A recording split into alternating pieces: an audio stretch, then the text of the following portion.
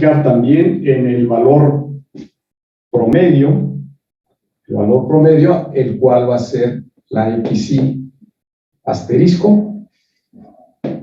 Eso es lo que vamos a definir como el XY asterisco, que viene siendo el XY más el XY menos 1 sobre 2, que es el promedio de los dos extremos, que viene siendo el punto medio. Ok, ese es el punto medio. Y entonces, el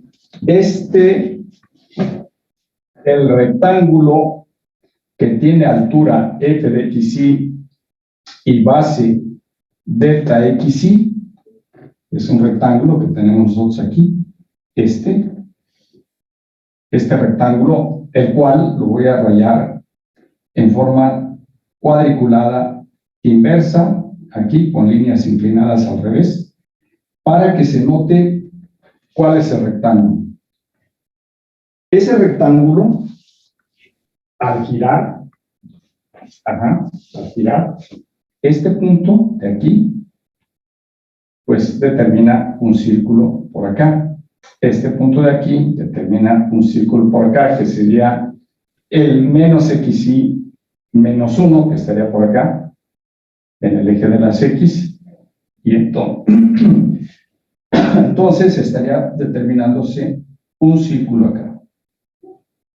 Del mismo modo, el xy y este otro punto, pues van a girar por acá. ¿Ok?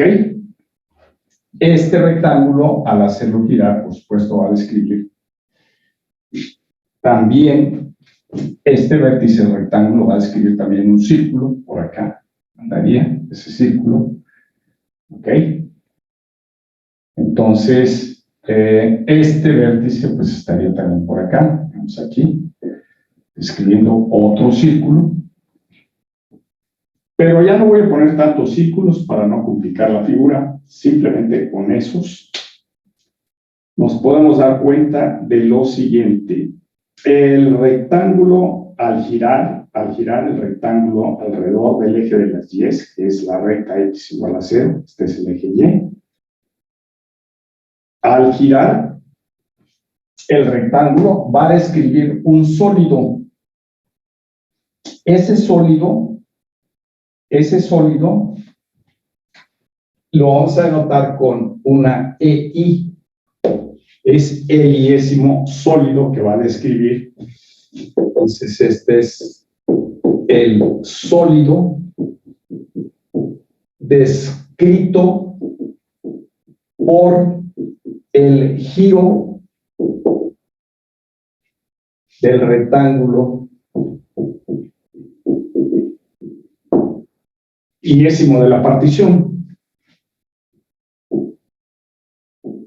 Vamos a llamar aquí RI. ¿Cuál es el rectángulo iésimo de la partición? Bueno, RI, pues es lo que está aquí como malla.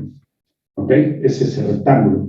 Ese rectángulo, si ustedes lo quieren describir analíticamente, pues es la colección de puntos X, Y, tales que la X varía entre XY menos 1 y XY.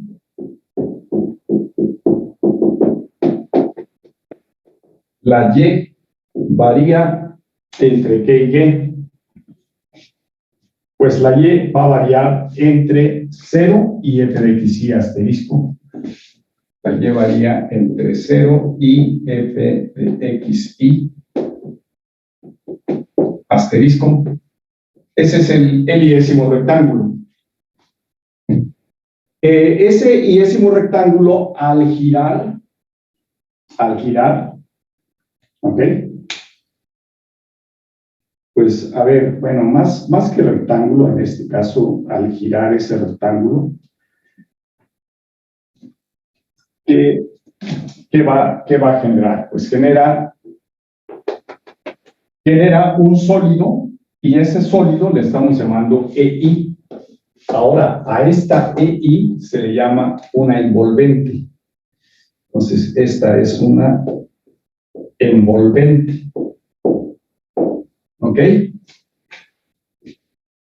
Para cada intervalito xy menos 1, xy, va a haber una envolvente.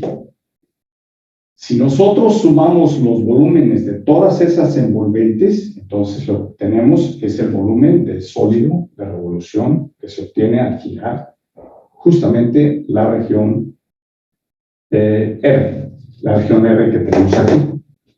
¿Ok?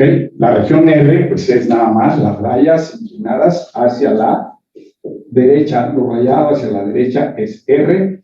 El RI que estamos dando nosotros aquí, este RI es rayas a la derecha y rayas a la izquierda. Entonces la cuadrícula, o sea, la malla, me describe el rectángulo RI.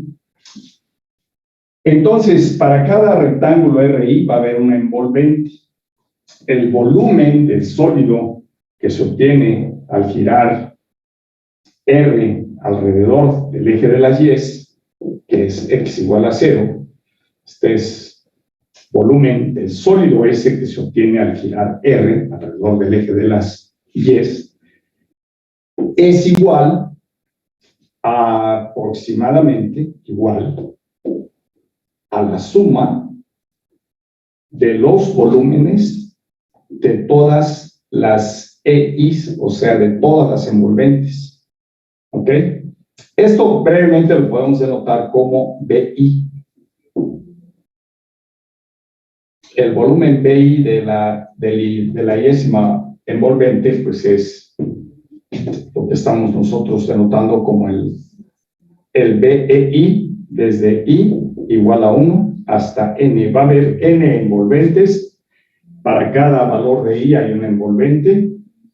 Esa envolvente está entre xy menos 1 y xy, etcétera, etcétera. Muy bien. Ahora, ¿cómo obtenemos el volumen de esta envolvente? Entonces, el volumen de esta envolvente, pues lo obtenemos con la diferencia de volúmenes de los cilindros que la conforman. Hay un cilindro, digamos, de radio XY hasta acá.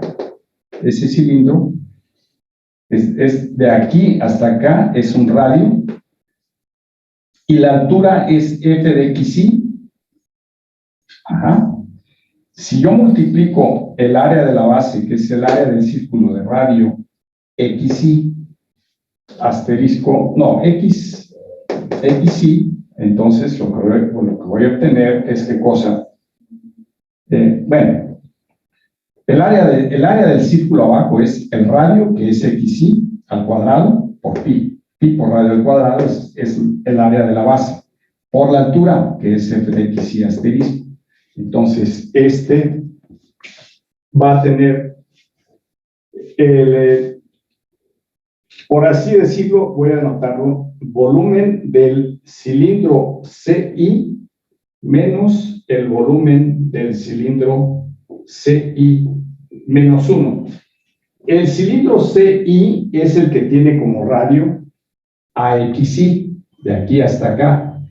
Y el cilindro XI menos 1, perdón, el cilindro CI menos 1 es el que tiene por radio AXI menos 1. Entonces, ¿dónde les puedo denotar esto? Aquí le vamos a poner unas notitas. CI tiene, bueno, CI es cilindro de radio XY. Radio XY en la base y altura F de XY. Cilindro de radio XY en la base. Ajá. Y altura F de XY asterisco. Ahora, ¿quién es CI menos 1? Este. Entonces, CI menos 1 es el cilindro de radio XY menos 1, ajá, en la base, por supuesto, en la base del cilindro, y la altura la misma, y altura, que vamos a decir y altura, f de x y asterisco. Ambos cilindros tienen la misma altura, difieren nada más en la base. Por así decirlo, este es el cilindro exterior, por mencionar, del que tiene radio más grande, y este es el cilindro interior. Entonces, si al sólido generado por el cilindro CI al girar, o mejor dicho, por el rectángulo RI al girar con radio, con este radio, entonces, si a ese radio le quito yo el cilindro de radio más pequeño, pues entonces lo que tengo es el volumen de la envolvente. Ahora, cada uno de estos volúmenes, por fórmulas de la primaria, el volumen de un cilindro está dado como área en la base por la altura. El área en la base es el área del círculo de radio XY. Entonces sería pi por el radio. En este caso, el radio estamos diciendo que es XY al cuadrado. Pi por radio al cuadrado es el área del círculo en la base.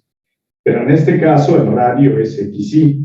Entonces aquí vamos a tener XY asterisco. No asterisco, simplemente al cuadrado.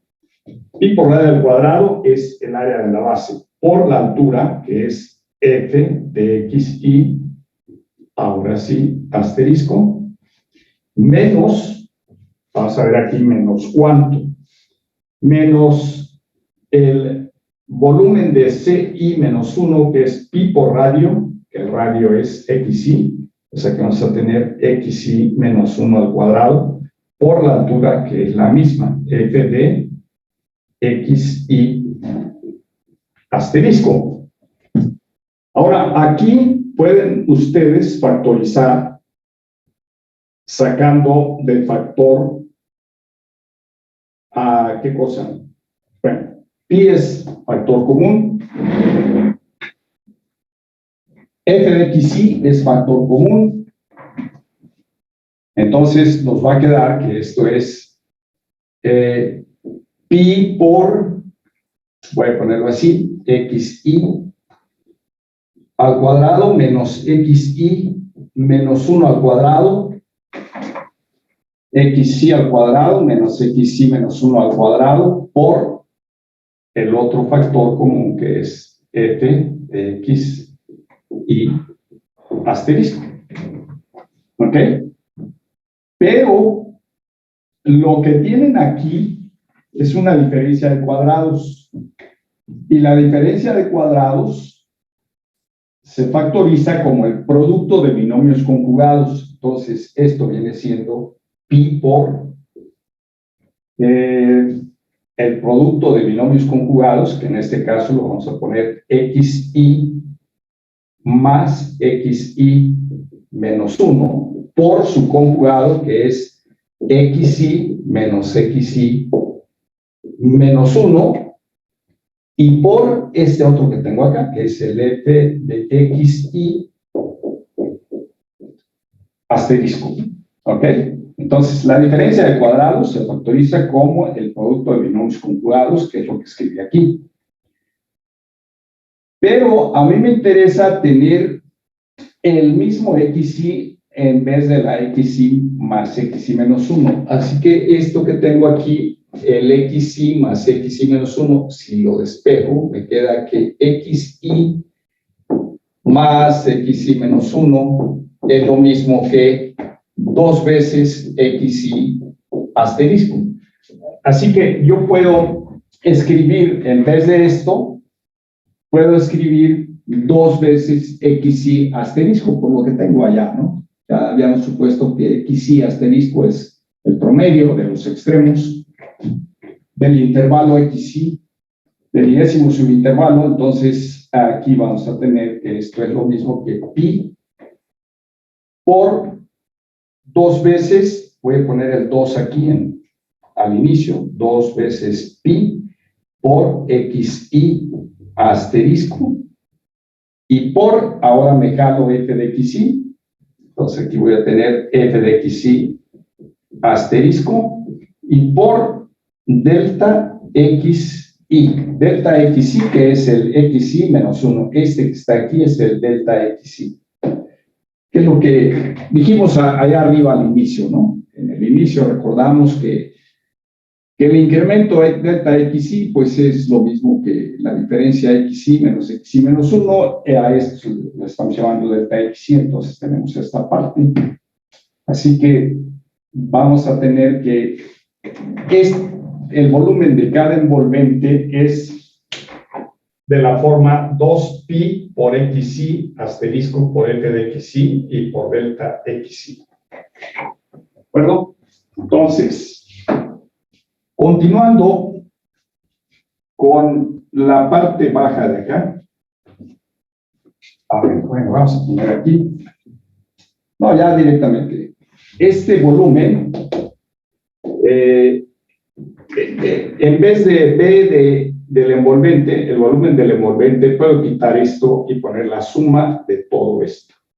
Tengo acá. Voy a borrarles esta parte.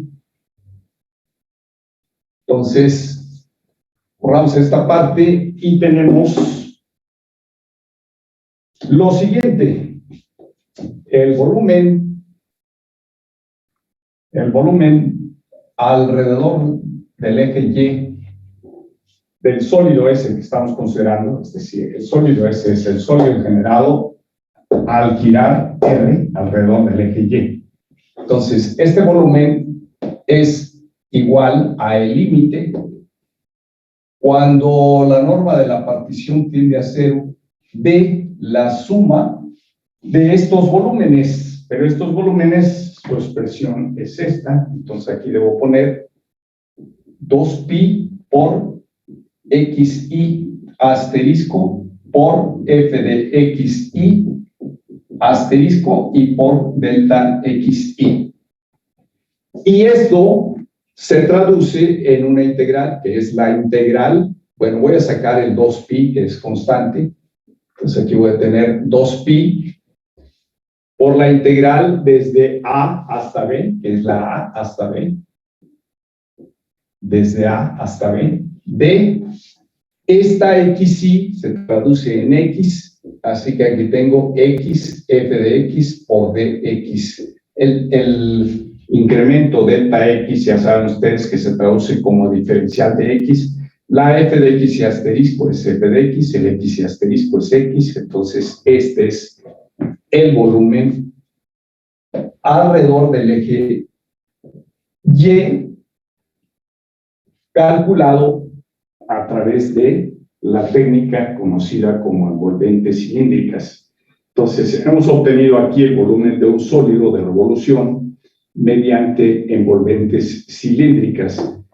Esta fórmula es muy útil en variadas ocasiones. Es preferible utilizar esta en vez de hacerlo en la forma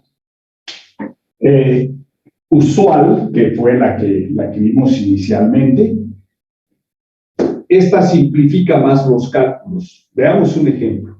Vamos a un ejemplo para ver la eficacia de esta fórmula. Quizá convenga decir un poco más porque para poder dar un ejemplo, digamos, más general. Si no sería muy particular y en ese caso, pues, no le ganaríamos tiempo al tiempo. Así que, vamos a ver.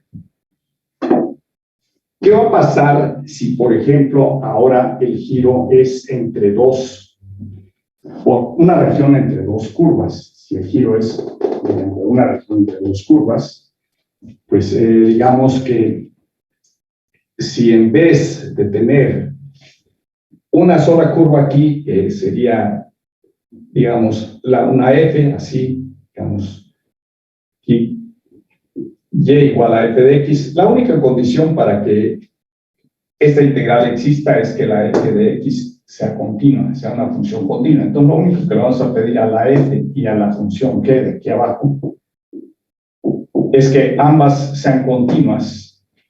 ambas sean continuas en el intervalo A, B, que nos interesa.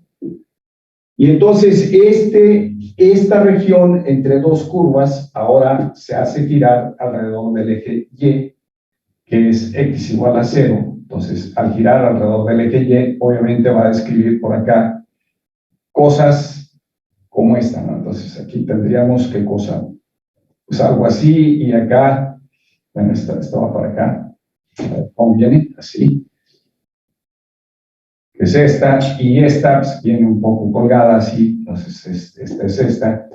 Al hacer el giro, este punto pues, viene por acá, aquí tendríamos el otro, y así, ¿no? Entonces, este vendría hasta acá, y estaría el giro así, este punto de aquí vendría estando acá, y así entonces generaría, de todas formas, el sólido correspondiente ahí. Pero ahora la región ya no está limitada abajo por el eje de las X, sino está limitada por una función g de X. ¿Qué se hace de esos casos? Bueno, como hemos visto antes, es exactamente lo mismo. La única diferencia es que vamos a tener la diferencia de volúmenes.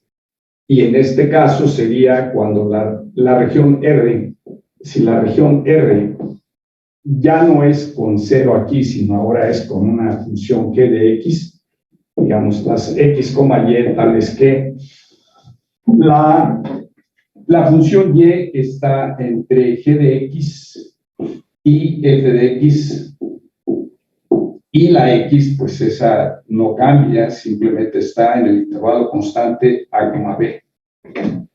¿Ok? Si esta es la región que se hace girar, que en este caso es lo que tengo rayado así, es la región R, entonces al hacerla girar alrededor del eje de las Y, el eje de las Y, su ecuación es x igual a 0. Entonces, el volumen de x igual a 0 para este caso, pues viene siendo la misma fórmula, pero con diferencias de volúmenes. Aquí en este caso sería la integral desde A hasta B, de qué cosa pues va a ser x por... aquí tendríamos que ser muy cuidadosos. Usualmente se hace el cálculo de la diferencia de el de más arriba entre el de más abajo cuando era el giro alrededor del eje de las X. Pero aquí es indistinto. Por esa razón vamos nosotros a meterle un valor absoluto, porque en un caso va a dar negativo y en otro caso va a dar positivo, pero el volumen siempre es positivo, entonces tomamos valor absoluto. Aquí es 2pi por el valor absoluto, vamos a poner aquí desde fuera, bueno, podemos dejar el 2pi fuera, este sería x por, independientemente de quién está arriba o quién está abajo, vamos a tomar la diferencia f de x menos g de x y por dx en valor absoluto. Lo que salga de la integral, pues se le toma valor absoluto. Obviamente, al tomar valor absoluto, debemos dejar todo en positivo. Si, por ejemplo, me diera esta integral menos 3, entonces lo tomaríamos como más 3 y serían 6pi el volumen, en unidades cúbicas, por supuesto. Entonces, en este caso lo vamos a tomar así. Es simplemente la diferencia. ¿A quién vamos a tomar como f de x y a quién como g de x? Va a ser indistinto si le metemos valor absoluto. Al meterle valor absoluto es indiferente tomar la de arriba como primer, digamos, volumen y la de abajo como segundo volumen de cálculo con envolventes. Entonces, lo que caracteriza a la técnica por envolventes es que aquí fuera lleva un 2, en el otro caso normal lleva nada más pi, y las f's están al cuadrado, tanto la f como la g son funciones al cuadrado, y no lleva x en el caso normal, en el caso inicial que vimos la semana pasada. Y en envolventes pues, no están al cuadrado, no se trabajan aquí al cuadrado, simplemente es la función tal cual como viene, y la g igual, sin elevarla al cuadrado. Lo que sí es que aparece esta x, perdón. Y esta sería la fórmula para el caso de diferencia cuando es el giro alrededor del eje de las x, el eje de las y, perdón, que es la recta x igual a 0. Bien, ahora, ¿qué sucedería si el giro fuese, si g de x fuese una recta? Si g de x fuese una recta, digamos, acá en este caso nosotros tuvimos qué cosa, a ver,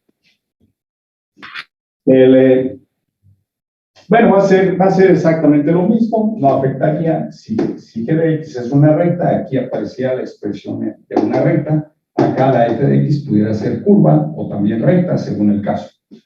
Bueno, pero, ¿qué va a suceder si en vez de x igual a 0 tengo yo x igual a k? Entonces, por ejemplo, que tuviéramos una región entre dos curvas, vamos a pensar aquí esta y igual a f de x y esta otra y igual a g de x. La región correspondiente en el eje de las x, aquí sería la a, aquí la b.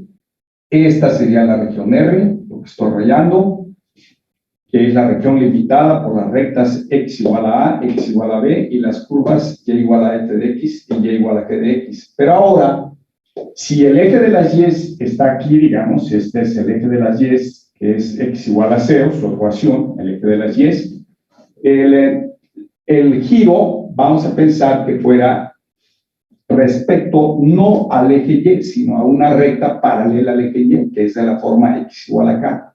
Entonces, piensen ustedes que la recta x igual a k pues es cualquier recta paralela al eje de las y, entonces puede estar aquí, puede estar acá, puede estar aquí, donde sea, excepto por el interior de la región. Por el interior de la región no. Puede ser frontera, sí, la recta respecto al cual se hace el giro, sí puede ser frontera, pero no puede estar en el interior de la región porque hay dificultad en definir con precisión el volumen. No se sabría cuántas veces es el giro y cada vez que hay el giro se estaría duplicando, porque se toma aquí el giro, entonces esta parte gira, pero también gira esta, y luego la de atrás, y luego esta va encima. Bueno, se complica. Por esa razón, la recta respecto a la cual se hace el giro debe ser una recta fuera de la región o en la frontera. ¿Ok?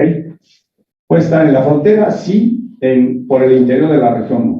Ahora, ¿cómo vamos a, donde esté la recta, piensen ustedes que por no complicar aquí la notación que tengo, la voy a poner acá, que es x igual a acá.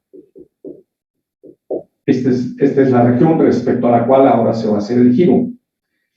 ¿Cómo se va a determinar aquí el volumen? Bueno, pues igual que antes, mediante un cambio de variable, digamos, nosotros vamos a tener que el volumen con respecto a la recta x igual a k, el giro, esto pasando la k al primer lado de la ecuación, pues tenemos que, digamos, nos queda en el lado izquierdo x menos k igual a 0, y entonces esta va a ser una nueva variable a la cual le vamos a llamar u. Entonces, este volumen es el mismo volumen como si yo tuviera u igual a 0. Y si tengo u igual a 0, pues estoy en estos casos, solo que en vez de llamarle x, le estoy llamando u. Entonces va a comportar igual, pero con diferente notación. Aquí vamos a tener cuidado, simplemente de la forma en que está definida la región R. Si la región R está definida, digamos así, entonces la que se está afectando en el cambio de variable es la x. Así que nosotros debemos partir de que la x varía entre a y b, tanto en estas como en las de arriba. Bueno, ya borré la otra. Es decir, la x siempre va a estar en un intervalo constante. Entonces, si aquí estoy tomando la u como x menos k y quiero ver de dónde a dónde va a variar la u con ese cambio de variable, entonces tendríamos que iniciar con esta desigualdad, que es la variación de la x, está entre a y b, pero a mí me interesa x menos k, entonces yo tengo que restarle a toda la desigualdad, le voy a restar k para tener x menos k en esta parte. Así que esto, al restar k en a, pues me queda a menos k. Al restar k en x, pues tengo x menos k. y al restarle K a la B, obtengo B menos K. Entonces, este valor A menos K es un valor C. Este valor de aquí es la U que yo tengo acá, y este valor de aquí lo voy a llamar un valor D. ¿Ok? En consecuencia, pues lo que voy a tener es la U variando entre C y D, en donde ¿quién es C? C es A menos K. ¿Quién es D? D es B menos K. ¿Y quién es U? Es X menos K. Y entonces, mi nueva región R, ya con esos cambios, pues me va a quedar G de X, pero en vez de X, si yo despejo de aquí, de esta ecuación, si de esta ecuación despejo X, me queda que X es U más K. ¿Ok? Sería U más K. Ese es mi X. Si la despejo ahí. Entonces, toda esta nomenclatura, obviamente va a cambiar, y en vez de manejar aquí la X, pues vamos a tener nosotros, ¿qué cosa? Pues vamos a tener una variable U, y la nueva región estaría dada como las U's, coma Y. La Y no cambia, esa Y no la alteramos en nada, excepto cuando se hace el cálculo igualada con G de X, pero para la colección de puntos no. Entonces, en esta parte sí. Entonces, la Y va a variar, en este caso, a la derecha de la G de X, pero ahora en vez de X, con el cambio de variable, va a ser G de U más K. Ajá, está. Menor o igual que F de X, pero en vez de esta X, ahora tenemos U más K. Aquí sería U más K. ¿Ok? Coma. Y la X, en este caso la U, va a estar variando entre C y D. ¿Quién es C? Ya sabemos que es A menos K. ¿Y quién es D? Es B menos K. Entonces aquí estaría la U entre C y D. Entonces, el volumen transferido para esta B de U igual a 0, o sea, el giro alrededor de la recta U igual a 0, que es equivalente al giro alrededor de la recta X igual a K, entonces esto viene siendo el B de U igual a 0, esta, de aquí, a ver dónde la llevamos. Voy a llevar acá, voy a borrar esta parte. Okay, vamos a tener aquí lo siguiente. Bueno, la estructura aquí va a ser la misma, entonces la estructura ahí va a ser la misma. Pero ya manejando U en vez de X, y aquí en vez de esta F de F, pues sería una función F mayúscula, que es la F de, la F de ¿qué cosa? De U más K, en este caso. A ver, pero para estas sería el volumen del área de la región entre estas dos curvas, U igual a 0, va a ser 2pi, obviamente valor absoluto de la integral de C a D, siguiendo la misma estructura que teníamos antes.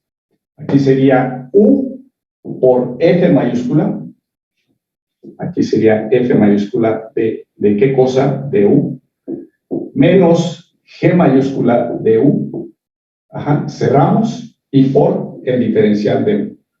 El diferencial de U, que es el mismo que el diferencial de X, porque la X y la U están en forma lineal. La ecuación que conforman ellas es la ecuación de una recta, de esas dos variables, la X y la U es una recta, entonces eso es lineal. El diferencial de X es el mismo que el diferencial de U. Por esa razón tenemos esto.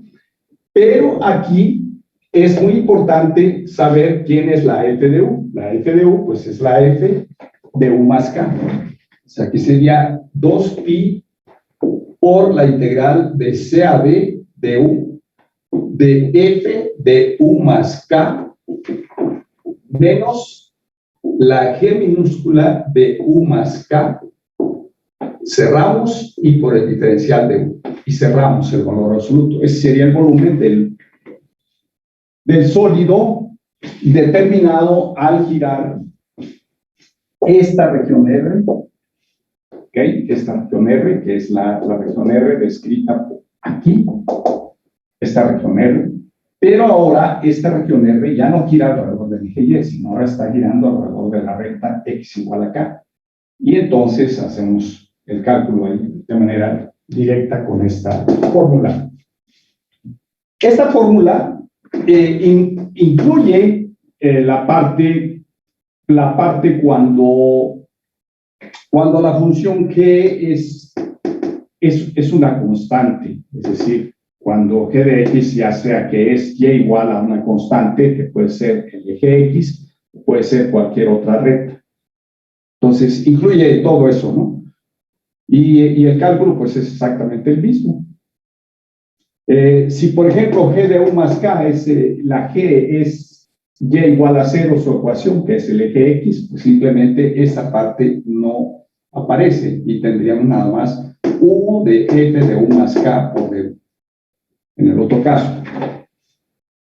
Es decir, si en vez de esta G de X aquí hubiésemos tenido 0, pues entonces esta parte no aparece. Esta parte de aquí, la G de aquí, si G de X es 0, esta parte se hace 0. Y entonces me queda la fórmula nada más en U, F de U más K de U. Ya. ¿Ok? A ver, ejemplos. Vamos a ejemplos. Vamos a ver cómo trabaja una técnica y otra. La técnica por envolventes y la técnica sin envolventes, que es la usual, la clásica, técnica de cálculos de volúmenes mediante, de volúmenes de sólidos de revolución, perdón. A ver, un ejemplo. Bueno, para no estar construyendo el ejemplo, voy a aprovechar los ejemplos que trae el libro que estamos llevando y no detenerme demasiado tiempo en construir el ejemplo y adecuarlo para que todo salga bonito. A ver, vamos a un ejemplo. Calcular el volumen del sólido S que se obtiene al girar alrededor del eje Y, la región R limitada. Vamos a decir quién es R aquí. Entonces, el ejemplo que vamos a dar es el ejemplo 6 de la página 189. Entonces, aquí, esto es página 189, el ejemplo 6. ¿Ok? La región R. ¿Ok? A ver, bueno, la voy a dar en la forma analítica. Me dicen que la región R es la región limitada. Entonces, R es la región limitada por las parábolas Y igual a X cuadrada, los ejes coordenados, por la parábola Y igual a X cuadrada, los ejes coordenados y la recta X igual a 1. Entonces, a ver, vamos a ver. Entonces, la parábola, bueno, sí tengo que ver el diagrama para ubicarme. X cuadrada más 1, bueno, pues entonces aquí está el vértice, X cuadrada más 1, hacia arriba, entonces viene así y así, y luego dice que está limitada por, esa es la parábola, aquí está el 1, este es Y igual a X cuadrada más 1, y los ejes coordenados también limitan, entonces este es una frontera, esta Y igual a 0 es otra frontera, ¿y cuál más?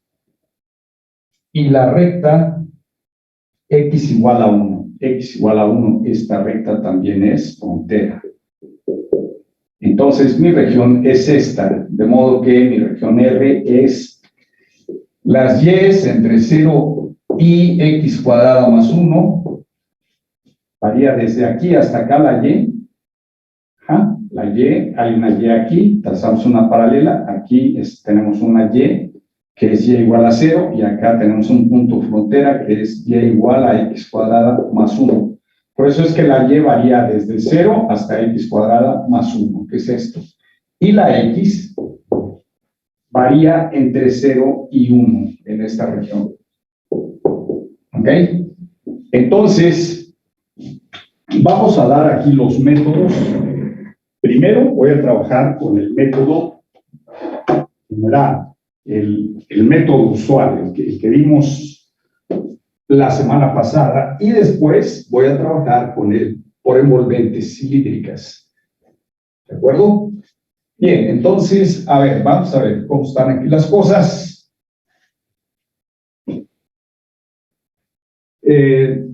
Método 1, primer método. La forma usual sin envolventes. ¿Ok? Entonces, sin envolventes. Entonces, a ver, método 1. Entre paréntesis, sin envolventes.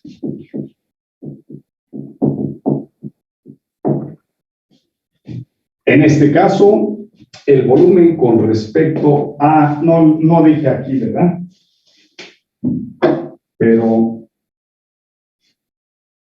nos piden que al girar alrededor del eje Y, entonces alrededor del eje Y, o sea, va a ser x igual a 0. Entonces, alrededor del eje Y, para trabajar, recuerden ustedes, si vamos a hacer el giro alrededor del eje Y, okay, así el giro, ajá. La Y va a variar de 0 a 1, entonces, como va a ser alrededor del eje Y, debo expresar la región R de otra forma. Esta expresión es tipo 1. Para calcular alrededor del eje Y debemos expresar R como tipo 2. Entonces, R como tipo 2, pues es la conexión de las XY tales que ahora es la X la que voy a despejar y voy a tener que la X varía y vamos a ver entre qué y qué varía aquí en este caso la X para describir esta región. Pues tendríamos que manejar, descomponer esta región en dos subregiones. ¿Ok? Para hacer el giro alrededor del eje, debemos darla como dos subregiones tipo 2. R tipo 2, necesito descomponerla en dos subregiones tipo 2, una subregión tipo 2 R1, unida con una subregión R2 tipo 2. ¿De qué forma va a estar la división? Bueno, pues vamos a escribirlo aquí. En forma un poco aumentado esto. Aquí está la parábola, aquí está el 1, acá está el 2, por supuesto, por acá andaría el 2, este sería el 1. Aquí tendríamos que trazar una recta horizontal para tener la región R1 arriba y esta parte rayada le voy a llamar región R2 y las debo considerar como regiones tipo 2. Entonces, regiones tipo 2 se trazan paralelas al eje de las X. Aquí tengo una paralela, aquí tengo un valor X igual y aquí tengo otro valor X igual. Entonces, ¿cuánto vale X aquí? En este punto, la X pues vale 1. ¿Cuánto vale X en esta parábola? La X la tengo que despejar de acá, entonces debo tomar la raíz positiva de Y menos 1. Entonces, esto es la raíz positiva. Profe. ¿Sí? Pero ahí lo está haciendo con respecto a X, ¿no? Ahí el problema dice con respecto a Y.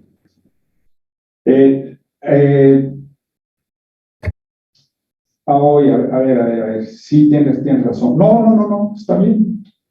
Está bien porque la Y es la que va a variar acá de 1 a 2, ¿no? Ah, sí. La Y va a variar de 1 a 2.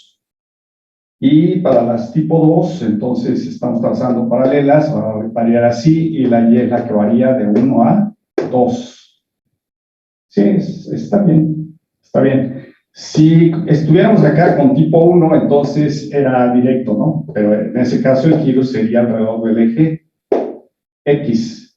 Pero ahora, como es alrededor del eje Y, tengo que poner a la Y en un intervalo constante en vez de la X. Y así cambiarle, ¿no? Exacto. Entonces, la R1, bueno, este es el volumen que se obtiene por la región generada por R1, que lo vamos a llamar S1. S1 es la región generada por R1, más el volumen de la región S2 generada por R2, al girar R2 alrededor del eje Y. ¿Ok?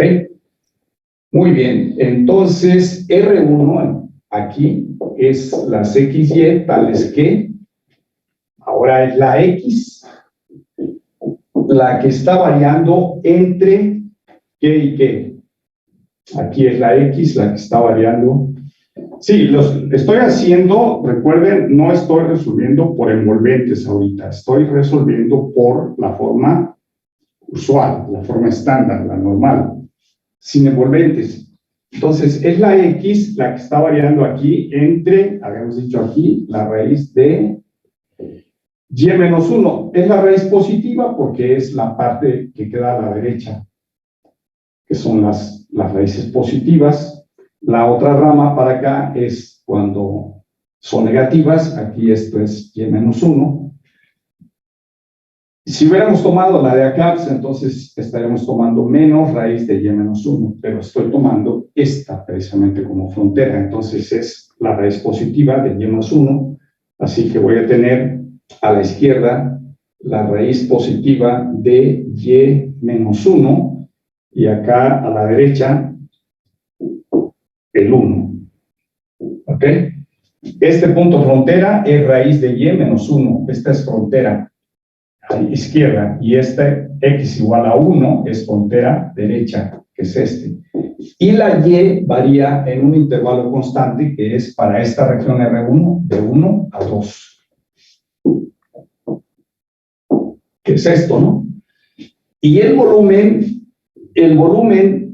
de S1, el volumen de S1, pues es, por la forma tradicional, es pi por la integral, y por la integral, ¿se acuerdan ustedes? De el radio al cuadrado, que era la F, que en este caso es la diferencia, en este caso va a ser la diferencia entre el raíz de Y menos 1 y el 1, ¿no?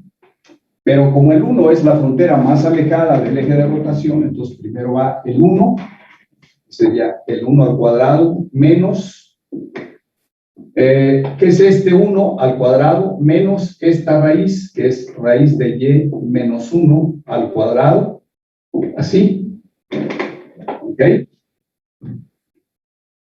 Por dy, ¿ok? Por dy,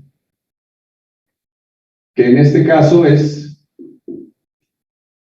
eso vendría siendo la altura de los cilindros en el giro, etcétera, etcétera, todo lo que ya vimos, ¿no? Entonces, estoy usando simplemente las fórmulas.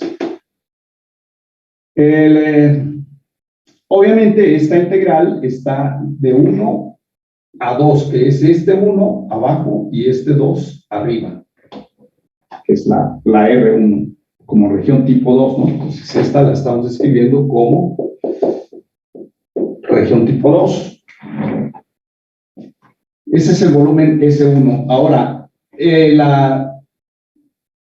rectángulo que tenemos ahí rayado, pues ya me va a generar un cilindro, simplemente al girar, pues, genera un cilindro, y el volumen del cilindro, pues es área en la base, que es pi por radio al cuadrado, por la altura, que es 1. Entonces, el volumen de S1 lo podemos calcular con las fórmulas de la aritmética de la primaria, que es el volumen de un cilindro, es este, al girar, pues va a generar un cilindro en el eje de las Y, aquí genera un cilindro así, y bueno, llega aquí en 1 y menos 1 acá, Entonces, este cilindro tiene altura 1 y radio en la base 1, entonces quedaría pi nada más, ¿no? Es pi por radio al cuadrado, el radio es 1 y la altura es 1, entonces este volumen es pi, es exclusivamente pi.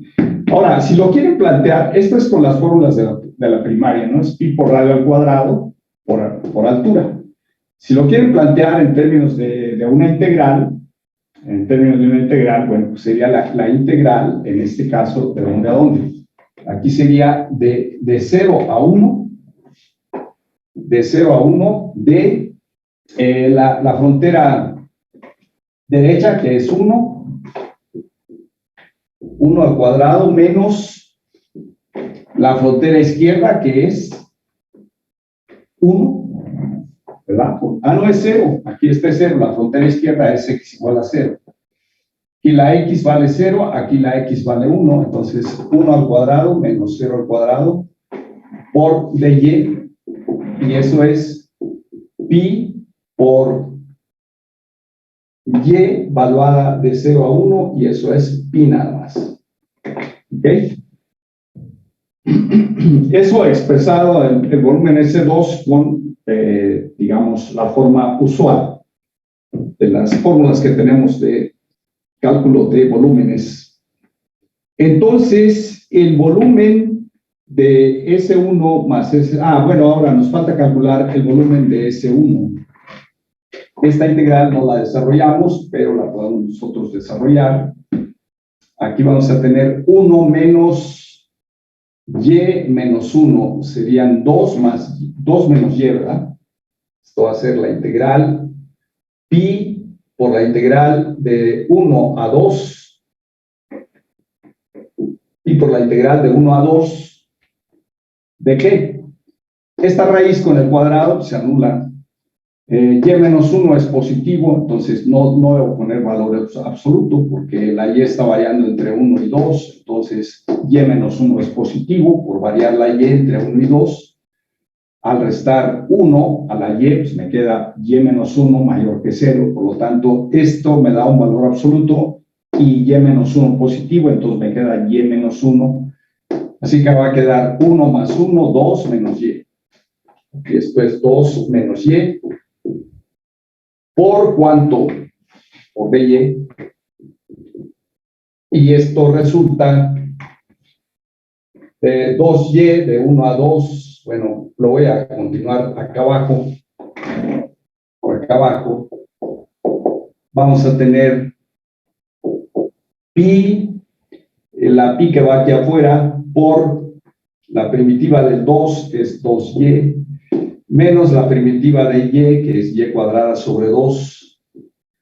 Todo esto valuado de 1 a 2. Y entonces obtenemos ¿cuánto?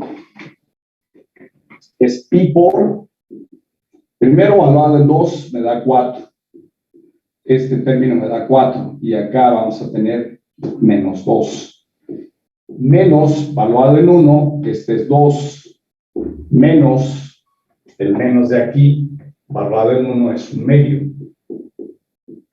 Ahora, sumen ustedes estos resultados. Aquí es 2, este es 2, acá son 4 medios, menos 1 medio, son 3 medios negativos. 2 menos 3 medios. A ver, 2 por 2, 4 menos 1, 3, son 3 medios negativos. 2 convertido a medios son 4. 4 menos 3 es 1, entonces aquí me queda pi medios. Porque son 4 medios menos 3 medios, son 1 medio. Por pi es pi medios. De modo que el volumen que estamos calculando del sólido S, que se obtiene al girar alrededor del eje de las y, es todo lo radiado acá. Si giramos todo esto, acá se genera un sólido. Ese sólido, pues entonces estaría todo esto, ¿no? Todo esto, sí. Sería el sólido sin esta burbuja que le hace aquí la parábola. Entonces, ese es el volumen de eso rayado, pues viene siendo, vamos a llamarle a esto sólido S. El volumen de S, ya sabemos que es cuando se gira R, que es la región que tenemos allá, esa, con la que iniciamos. Si se gira esa región alrededor de S, perdón, del eje Y, se obtiene un volumen que es la suma de esos dos volúmenes, que viene siendo este pi medios más esta pi que tengo aquí. Y entonces serían ¿cuántos? Pi medios más pi. El volumen de S1 es pi medios, el volumen de S2 es pi, y entonces estos son pi sobre 3.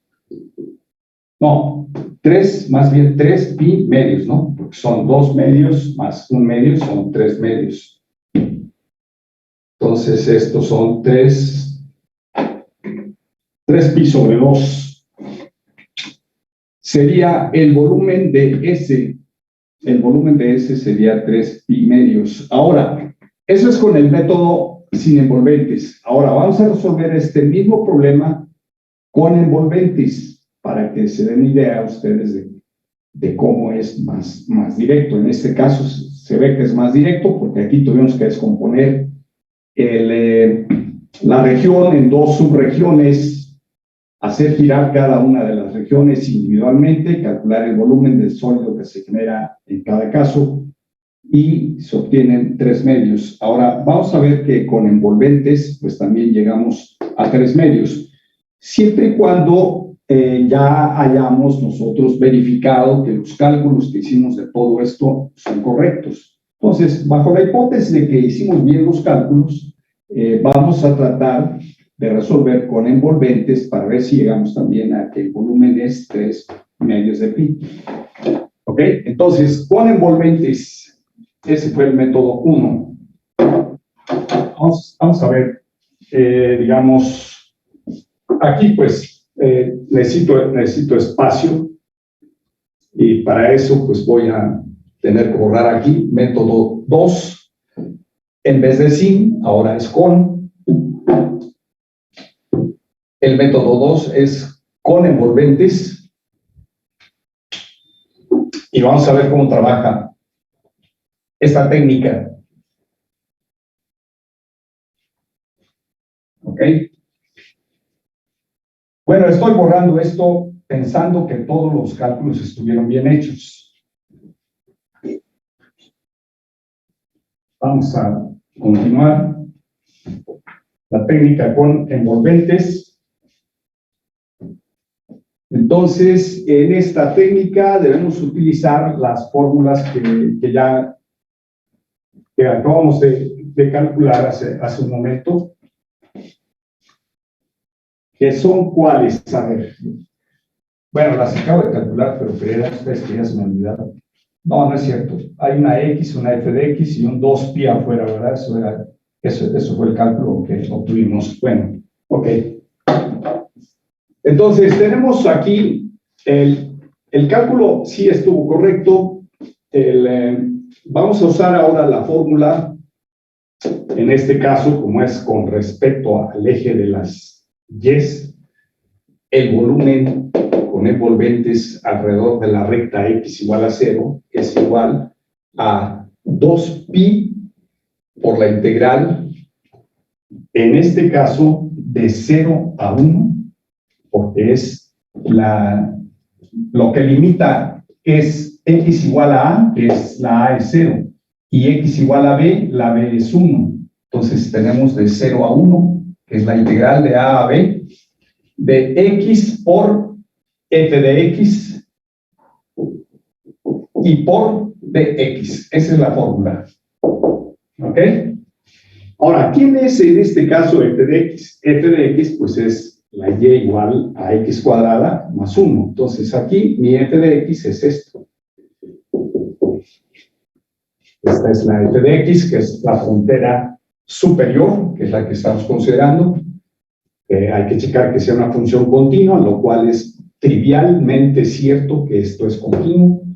Entonces, podemos aplicar la fórmula y tenemos que esto es 2pi por la integral de 0 a 1 de x por x cuadrada más 1, que es la f de x, y por dx. Y entonces esto viene siendo 2pi por la integral de ¿cuánto les queda? De 0 a x, perdón, de 0 a 1, de x cúbica más x todo por dx. Y esto viene siendo, de acuerdo a las primitivas o antiderivadas, de x cúbica es x cuarta sobre 4. Y la antiderivada de x, o primitiva para x, es x cuadrada sobre 2. Todo esto valuado de 0 a 1. Nada más valuamos en 1 porque en 0, pues todo va a dar 0. Entonces, valuando en 1, tenemos 2pi que multiplica a 1/4 más 1/2. Entonces, 1/4 más 1/2, como un denominador 4. Entonces, esto es 2pi por 4, 1 más 2. Entonces, esto resulta, bueno, puedo simplificar aquí, mitad de 4, 2, mitad de 2, 1. Entonces, queda pi por 3 medios, que es justamente lo que obtuvimos antes. Como ven, la técnica por envolventes puede fructificar de una manera muy fácil, muy eficaz, para cuando se tiene, digamos, giros alrededor del eje Y o alrededor de una recta paralela al eje Y, que era la recta x igual a k, ¿no? Esas son las fórmulas que tenemos. Ahora, estas fórmulas se pueden extender para cuando el giro es alrededor del eje, alrededor de una recta horizontal, porque ahorita las fórmulas que tenemos todas son para rectas verticales. La pregunta es, ¿las envolventes valen también cuando el giro se hace con respecto a una recta horizontal en vez de una recta vertical, como fue el eje Y la recta x igual a k? La respuesta es sí, se puede. Se puede. Lo único que hay que cuidar, pues, es que en este caso, lo que tenemos es la y como función de x. Ahora, si queremos invertir las cosas, en vez de que sea una recta vertical, que sea una recta horizontal, entonces debemos cuidar que en vez de que esté despejada la y, lo que debe estar despejada es la x.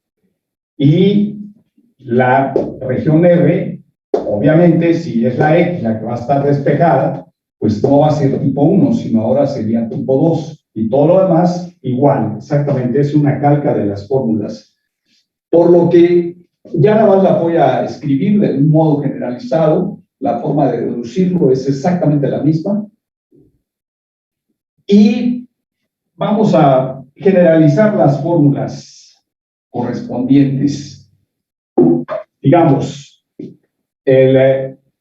recuerden, si teníamos R igual a X, Y, con la Y entre 0 y f de X, y la X en un valor constante A y B, entonces se obtenía un sólido generado por esta región R, el volumen del sólido generado por R, y alrededor de la recta X igual a 0, que fue lo que vimos, eso, la técnica por envolventes requería esta situación. Entonces, en la técnica por envolventes, la variable que está, digamos, tomando sus valores en un intervalo constante, en ese caso se va a integrar en x f de x, y aquí sería 2pi, obtuvimos que esto era 2pi por la integral de a a b de x por f de x y por dx, ¿ok? Ahora piensen en la forma dual, en la forma actualizada, intercambiando, en vez de x igual a 0, ahora supongan que tengo y igual a 0. Si tengo y igual a 0 es porque ahora mi región ya no la pienso como tipo 1, sino que ahora para el caso, cuando el giro es alrededor del eje de las x en vez del eje y, esto es eje y. Ahora, cuando el giro es alrededor de la recta y igual a 0, que es el eje x, pues entonces aquí va a ser 2pi, que es constante. Por acá vamos a tener de C a D, de y en vez de tener f de x, pues aquí vamos a tener f de y de y. Como ven, la fórmula es exactamente la misma. La única novedad es que para aplicar esta fórmula, debo tener la región como tipo 1, y para aplicar esta otra, debo tener la región como tipo 2, y como tipo 2, la misma región R, pero expresada como tipo 2, bueno, puede ser que sea tipo 1 y no sea tipo 2, entonces R no necesariamente es la región de arriba, sino es otra. Entonces aquí tendríamos x, y, tales que ahora es la x la que varía entre 0 y una función f de y. Y la y, sus valores los toma en un intervalo constante, que es el intervalo CD. ¿Ok? Esa sería la fórmula. Como ven, es exactamente la misma. La única diferencia es que en un caso, para ¿ok? Aquí tenemos y igual a f de x. Tenemos despejada la y. Y en este caso, tendríamos x igual a f de y. ¿Ok? Si acá mi ecuación, digamos, mi frontera está dada teniendo despejada y quiero calcular con respecto a una recta horizontal, en donde la frontera me la dan así, entonces yo la debo cambiar a esta forma, a este formato, para darle el tipo 2. ¿Ok? Esa sería la única diferencia. Todo lo demás es exactamente la misma estructura, la misma. Igual en el caso de si fuera entre curvas. Si fuera entre curvas, o si fuera aquí en vez de y igual a 0, que hubiéramos tenido y igual acá. ¿Qué hubiera pasado si hubiésemos tenido y igual acá por envolventes? Esto viene siendo lo mismo, 2pi por la integral ¿de qué a qué? Aquí viene siendo ¿qué cosa? A ver, sí, aquí debemos tener cuidado porque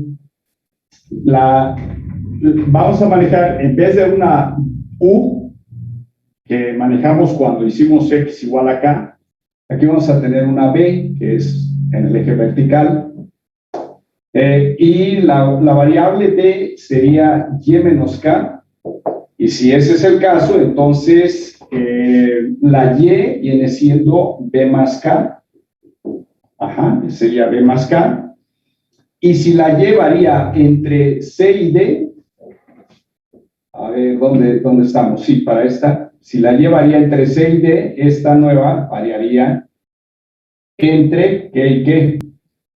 Entre C menos K, la B, sería una variable que está entre C menos K, ¿ok? Restándole K a toda esta desigualdad de aquí, a esta.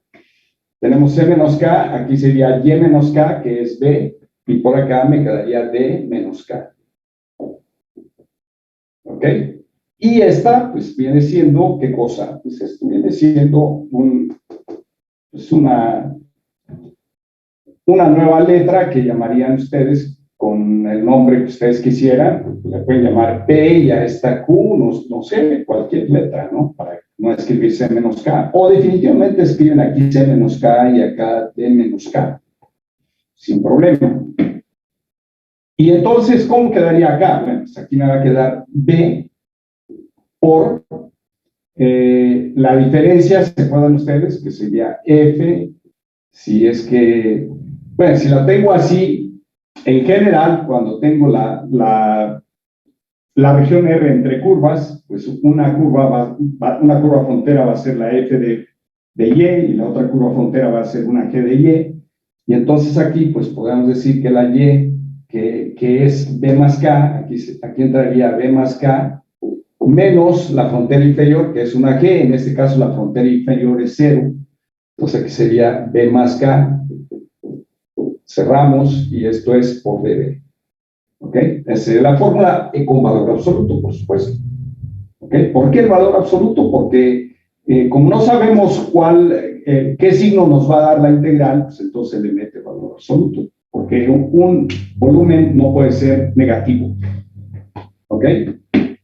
Depende de la región también. Si la región está a la derecha del eje de rotación o está arriba del eje de rotación, entonces eso va a influir en el signo del resultado que tenemos aquí.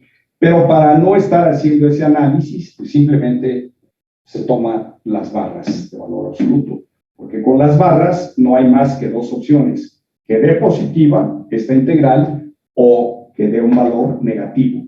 Si me da negativo, pues lo convierto a positivo metiendo el valor absoluto para tener volúmenes positivos.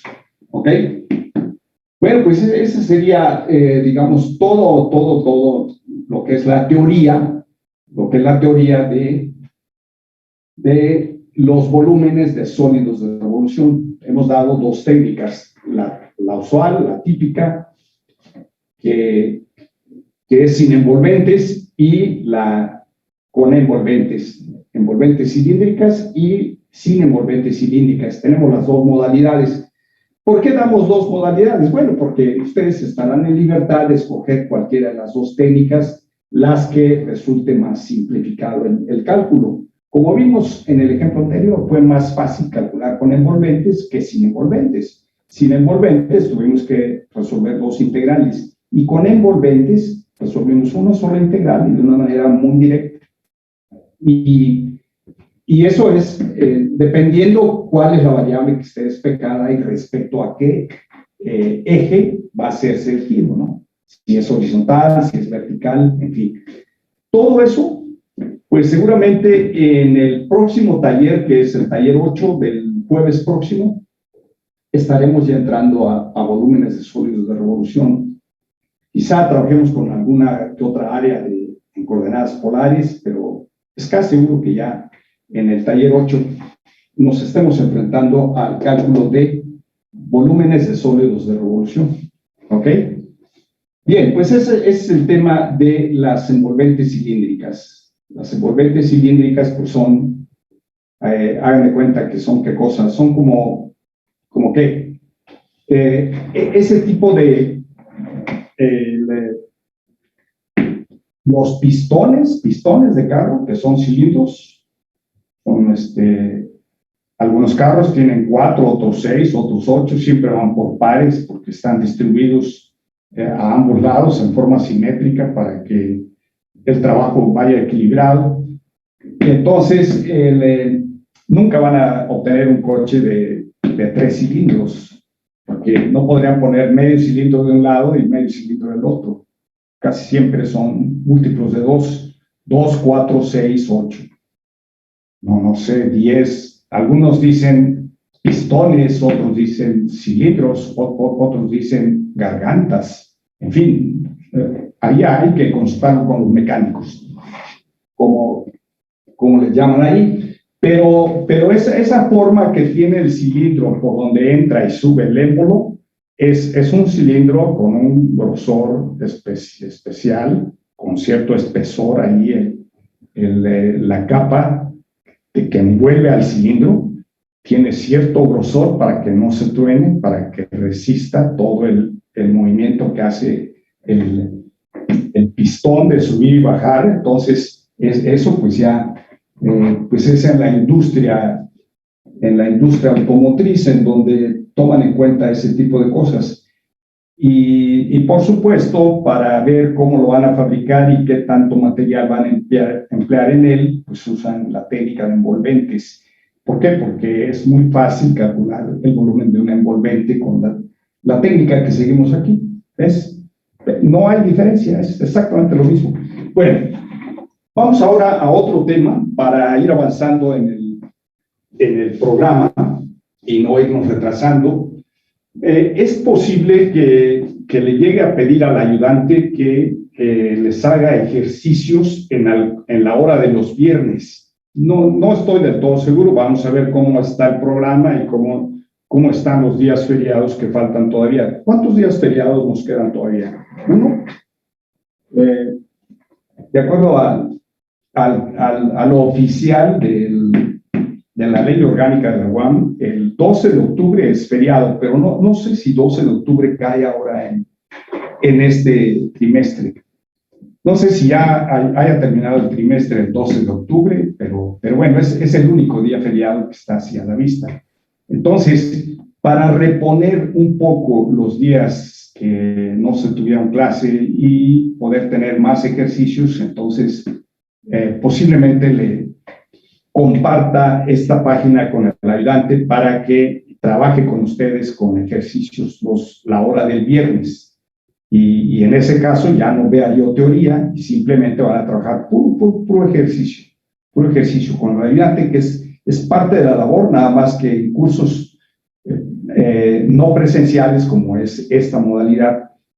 Por lo general se requieren esas sesiones de teoría, no fácilmente un profesor cede esas horas de teoría porque le puede hacer falta en la teoría, y como están marcadas 2 sesiones de práctica, más bien 2 horas de práctica, que son los talleres, más los ejemplos que se van intercalando allí, pues eso viene a compensar entre la teoría y la práctica.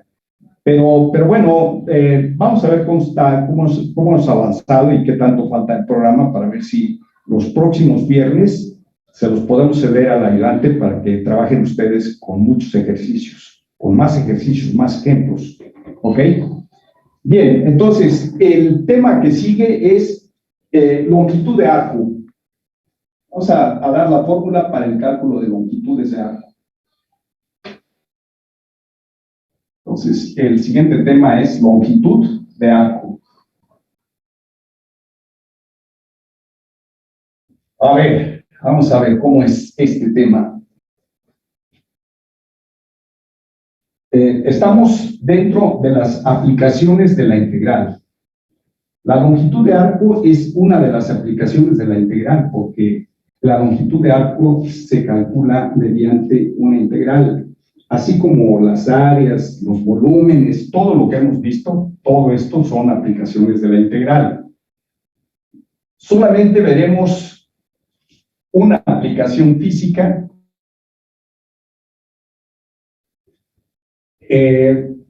Hay otras aplicaciones, desde luego, no son las únicas, pero las que contempla el programa solamente son áreas, volúmenes, longitud de arco y trabajo.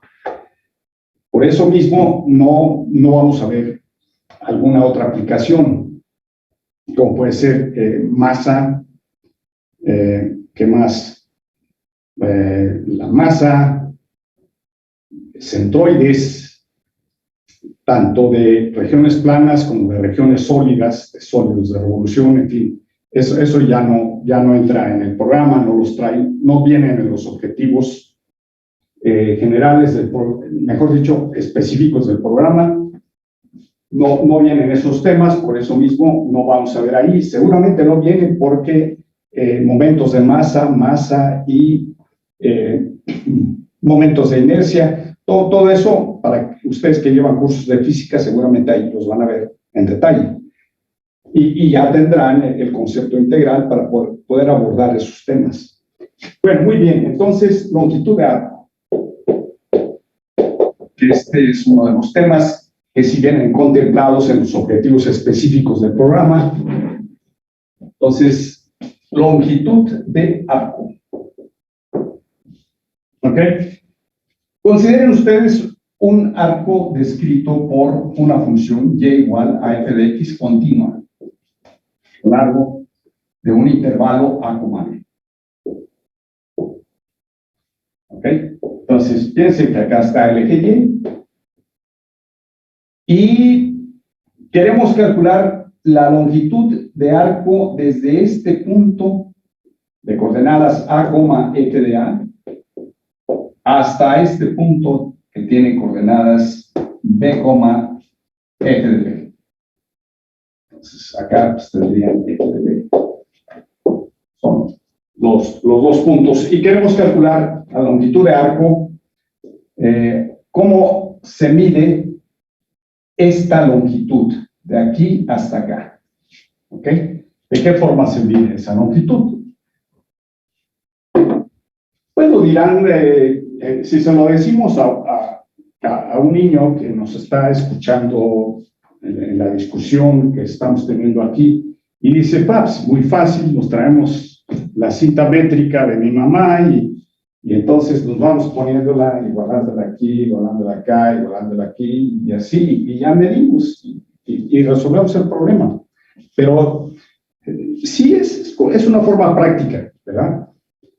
El caso es que necesitamos calcularla de una manera precisa mediante el concepto integral. Y para resolverla, pues, no se sale dentro de la generalidad como trabaja la integral, que es a través de particiones. Entonces, lo que se hace es partir el intervalo A, B, empezando por aquí, el punto A con un punto X0, luego el X1, el X2, el X3, etcétera, hasta el Xn. ¿Ok? Y nos fijamos en el 10º subintervalito.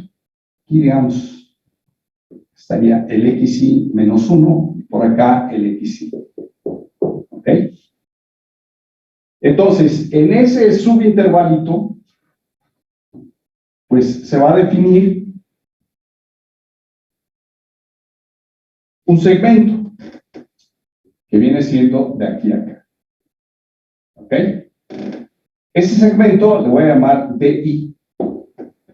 A la longitud del segmento que tengo ahí le llamo DI. ¿Ok?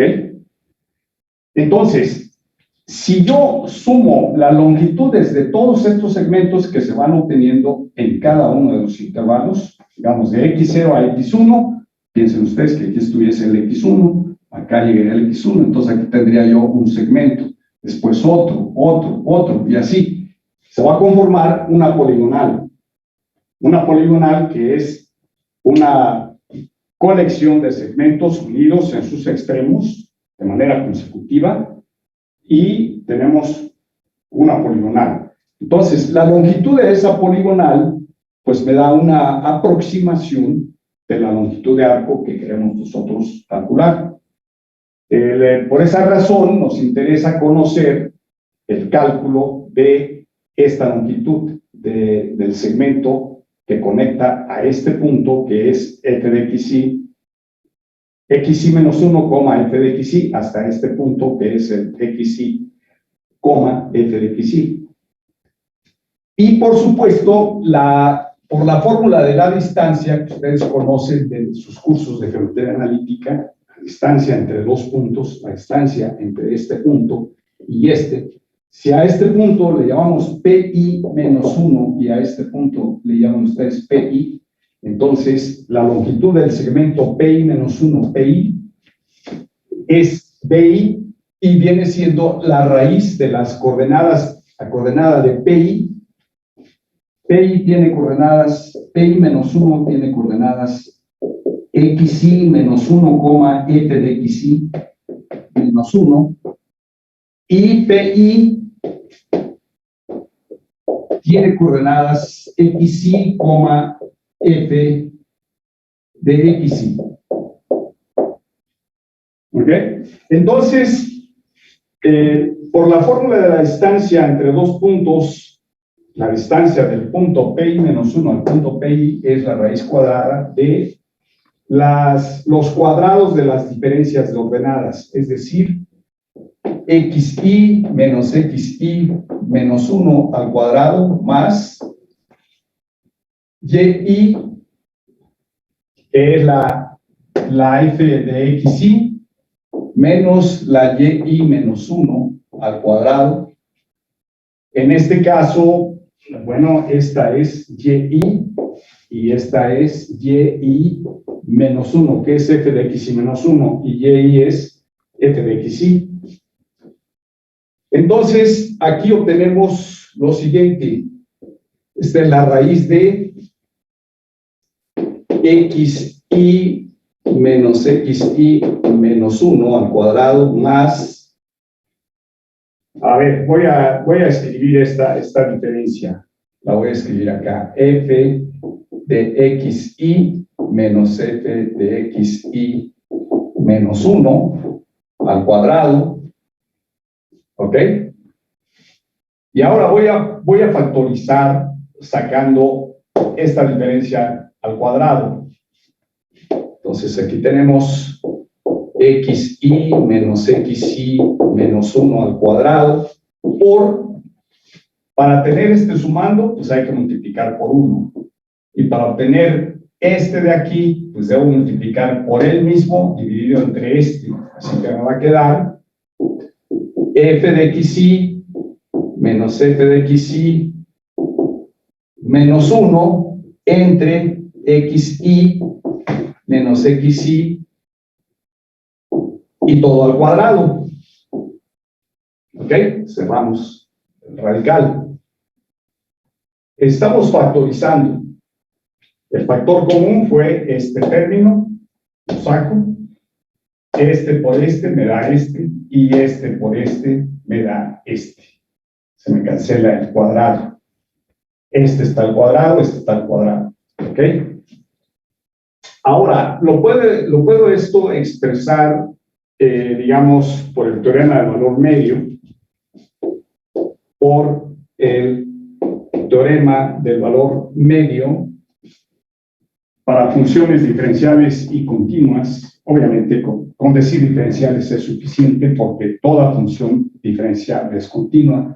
Entonces, por el teorema del valor medio, para esta función, que obviamente estamos pensando que es una función que tiene derivada continua a lo largo de todo el recorrido de ella, en cualquier punto tiene derivada continua. Las funciones que tienen primera derivada continua se les llama funciones lisas, y a su gráfica se dice que es una gráfica suave. Suave en el sentido de suavidad, no de suave en el sentido de que está a todo dar, ¿no? Como decimos que es suave, es que a todo dar, ¿no? No en ese sentido, sino de suavidad, de que no tiene asperezas la curva, como si fuera pues un alambre recalentado y que se onduló de una manera natural, sin que tenga asperezas ahí de golpes para que se tomara una forma. No, simplemente aquí hay suavidad en ese sentido. Entonces, funciones que tienen primera derivada continua se les llama funciones lisas. Lisas quiere decir sin asperezas. Funciones lisas, y a sus gráficas se les llama, pues se dice que son suaves. ¿Ok? Entonces, la función, por supuesto, se le puede llamar una función suave o una función lisa. ¿Ok? Entonces, aquí suponemos que Y tiene esas características. La f' de Y, o Y' en este caso, es continua. Esta función es una función continua.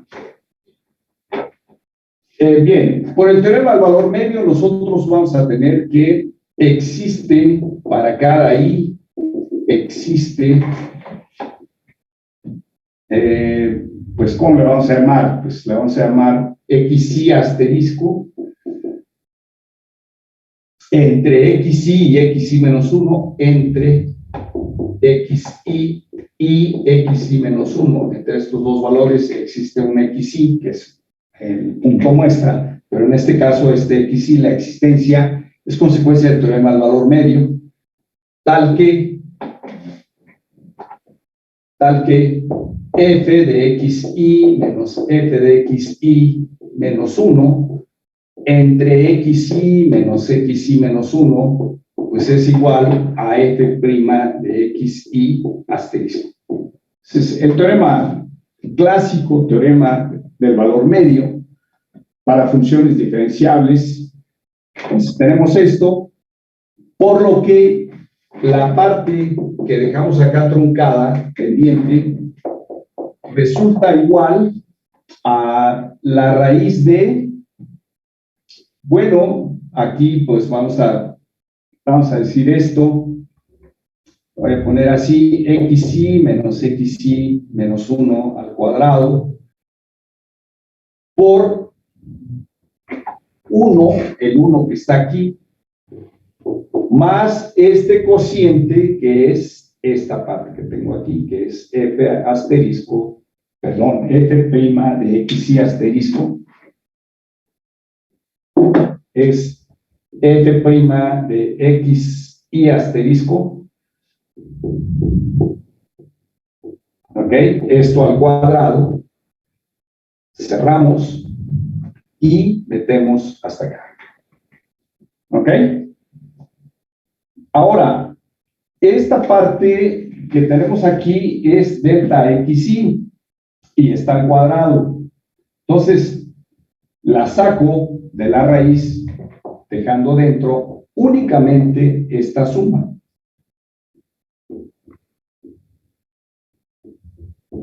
¿Ok? Entonces tenemos esto. Queda dentro del radical y fuera del radical va a salir la raíz de xy menos 1, xy menos 1.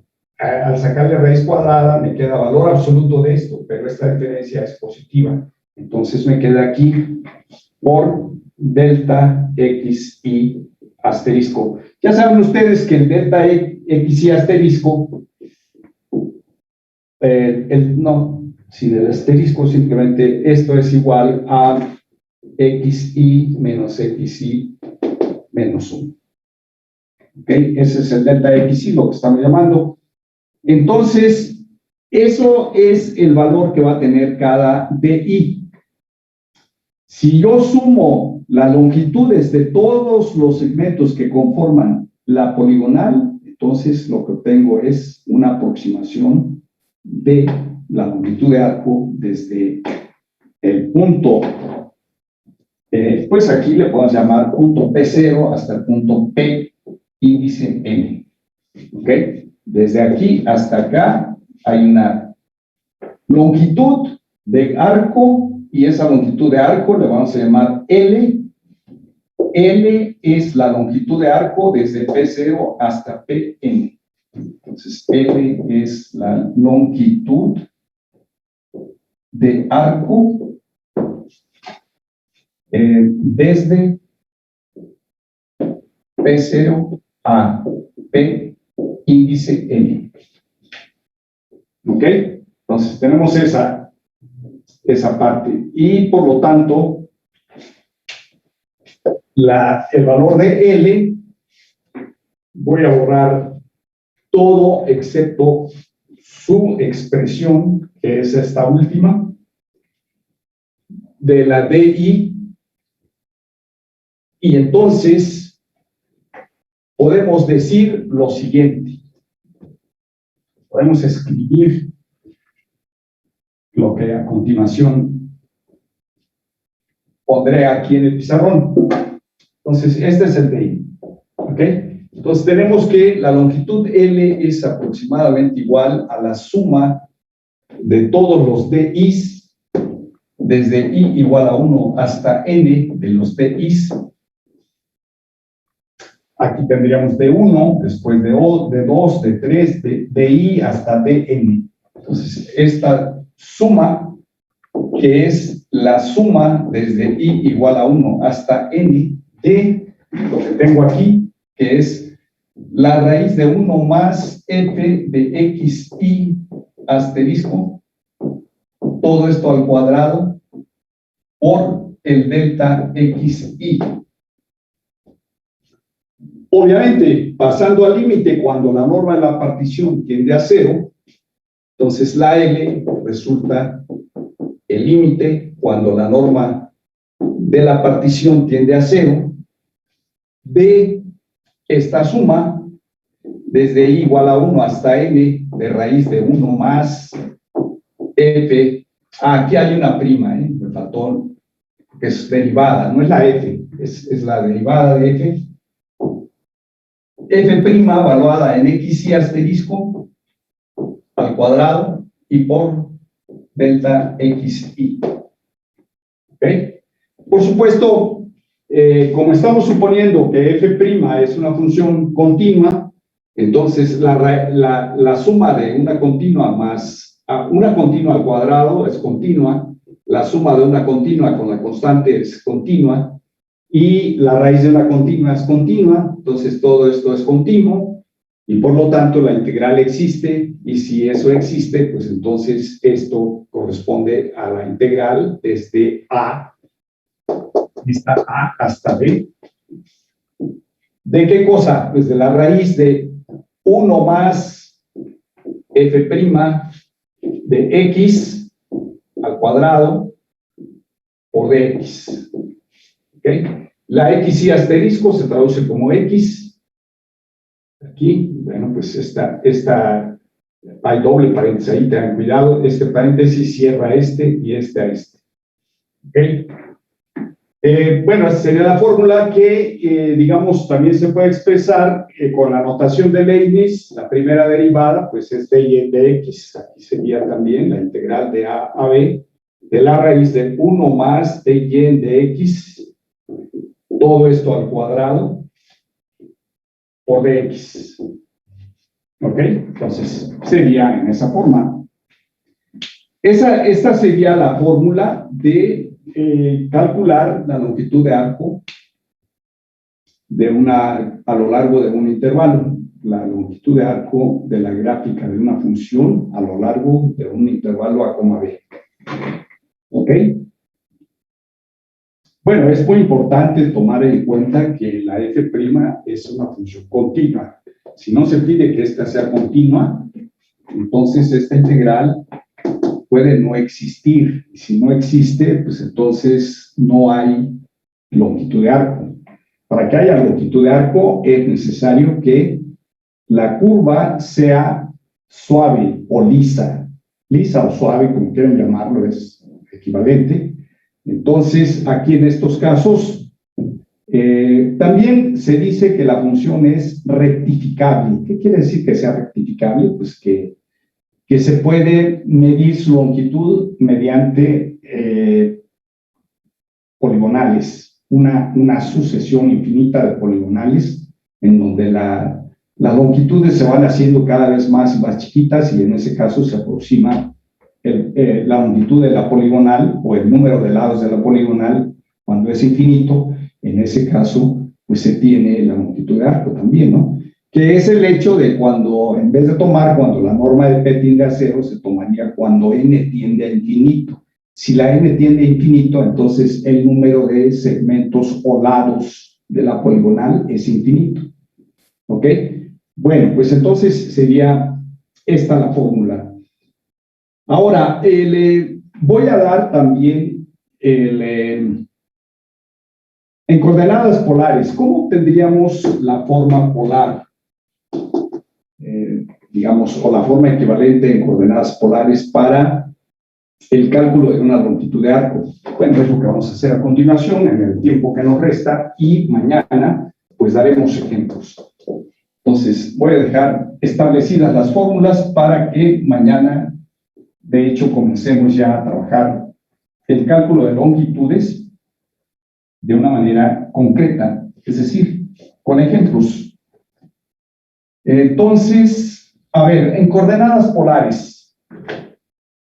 En coordenadas polares, nosotros tenemos las equivalencias: x es r cos θ, la y es r sin θ. ¿Ok?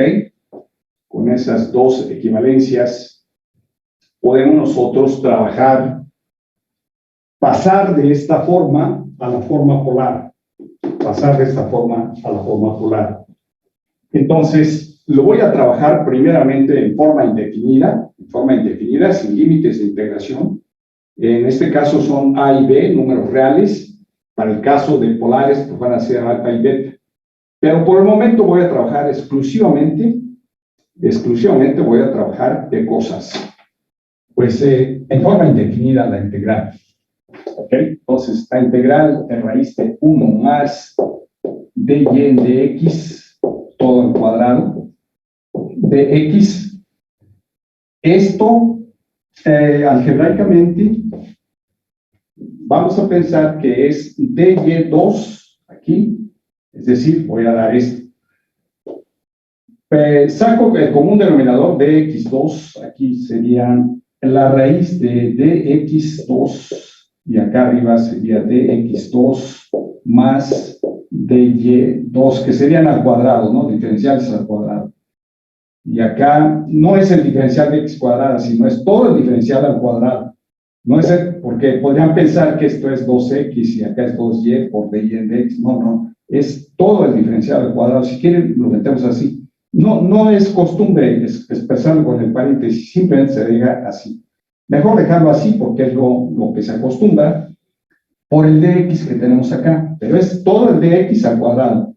Entonces, este cuadrado, pues lo anulamos con el radical y esta parte de aquí con esta se van a cancelar. Entonces nos queda la raíz de el dx.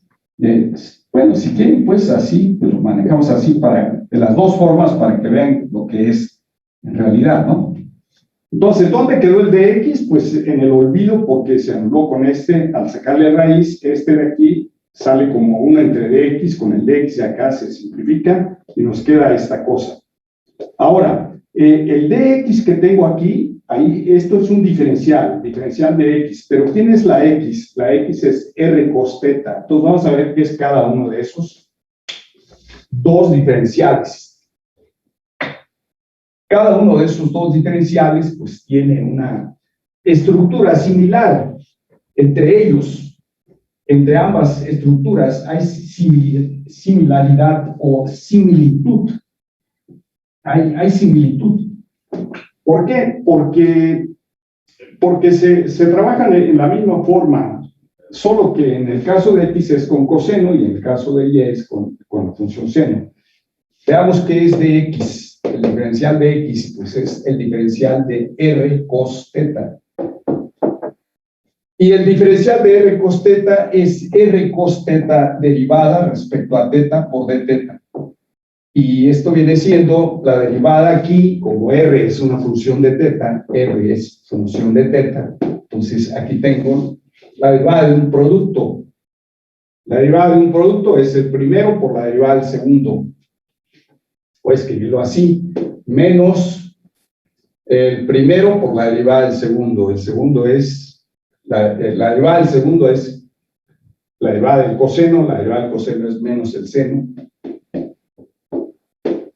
por el primero que es la r, más el segundo que es el coseno, por la derivada del primero, de r en dθ, ¿ok? Y todo esto por dθ. Este es el diferencial de x. Pero ahora nos interesa el diferencial de x todo al cuadrado. Entonces, el diferencial de x todo al cuadrado es elevar todo esto al cuadrado. Y entonces vamos a tener... a ver, ¿qué podemos hacerle aquí? Bueno, pues voy a trabajarlo tal cual. Podemos sacar este diferencial de θ, dejar el dr, pero quizá no me convenga, mejor lo dejo así, tal cual, y elevamos esto como si fuera un producto, el cuadrado de este binomio por el dθ al cuadrado. Entonces tenemos cuadrado del primero es seno cuadrado de θ por r cuadrada más el cuadrado del segundo, pues es coseno cuadrado de θ por dr de θ al cuadrado, y el doble producto del primero por el segundo. Entonces este va a ser un menos aquí, menos sen θ cos θ, el doble del primero, que es 2 veces menos sen θ cos θ, por r de θ, ¿no? Entonces aquí es por r de θ, y todo esto cerramos por dθ. Ok, entonces acá va afuera por dθ. ¿Dónde lo pongo? Bueno, por dθ aquí. Ahí sigue por este dθ, pero al cuadrado. No olvidar que está al cuadrado, porque se eleva al cuadrado, el de x2 es esto así, al cuadrado. Ahora, ¿qué es? De la misma forma, obtenemos el dy cuadrada. El dy cuadrada. Bueno, el dy cuadrada ya adelantando las cosas, pues en vez de trabajar r cos, ahora vamos a tener r sen. Entonces aquí vamos a tener el primero por la derivada del segundo, que va a ser el cos, que sería el cos teta, más el segundo, que es sen teta, por la derivada del primero, que es de r de teta. ¿Ok? Todo esto va a estar al cuadrado y por d teta cuadrado. Y entonces esto viene siendo... Perdón, dr de teta no es cero, porque r es constante o no. Ah, se perdió la imagen, perdón, ¿qué me decías? Ah, sí, que dr de teta no es cero, porque la r es constante, se está derivando con respecto a teta, ¿no? No, no, porque r es función de teta. Ah, ok. No es constante, ¿sí me explico? Sí. Ajá. Si fuera constante la R, sí, efectivamente sería cero, tienes razón. Pero en este caso, la R es función de teta, porque es la gráfica, ¿no? R es la curva polar. ¿Ok? Que es función de teta.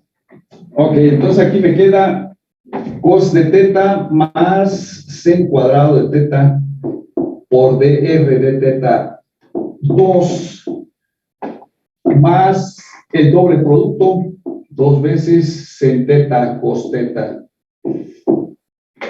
por, sí, dr de teta. A ver, ¿dónde? No, me está haciendo falta una R por aquí, ¿o no? A ver, es el primero por la derivada del segundo. Ah, sí, aquí falta una R, ¿no? Entonces aquí hay una R cuadrada. Hay una R cuadrada, entonces acá me queda R de R de teta. Cerramos y todo esto por d teta 2 cuadrada. Entonces ahora sumen esos dos, porque lo que tenemos aquí es la suma de esos dos diferenciales al cuadrado. Entonces voy a tener que dx cuadrada más dy cuadrada, que la suma que va dentro del radical, eso viene siendo r cuadrada más r cuadrada de acá con seno cuadrado y coseno cuadrado. Y al sumarlo dan r cuadrada.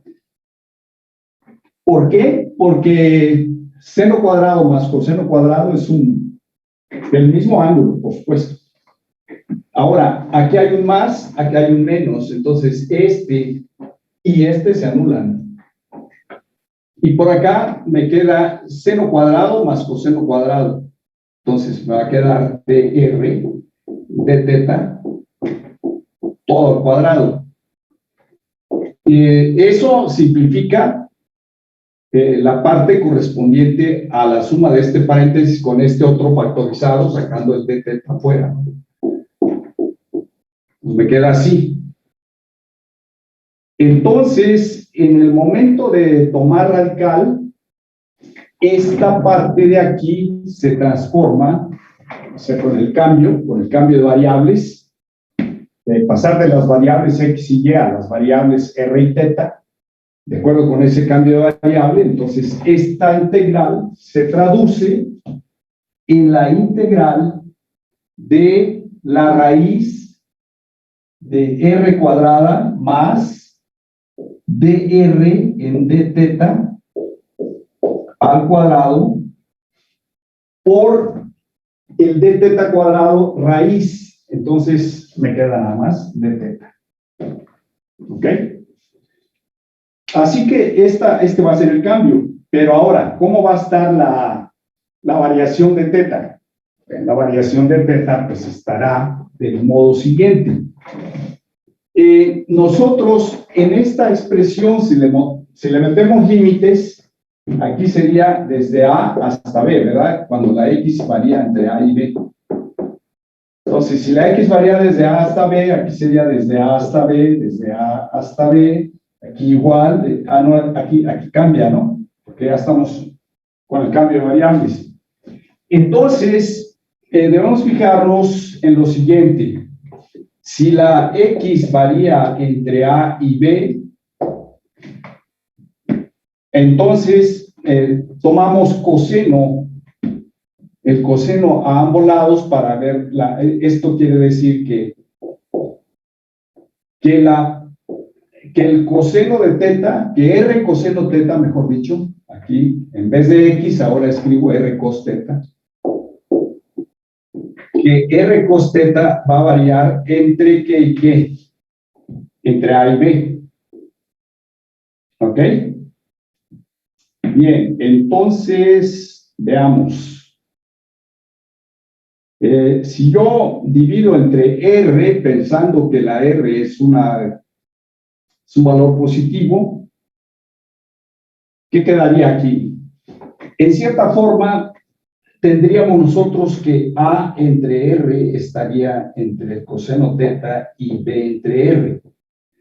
Independientemente de que R sea f de teta o como sea, simplemente pensemos que se trata de una función positiva.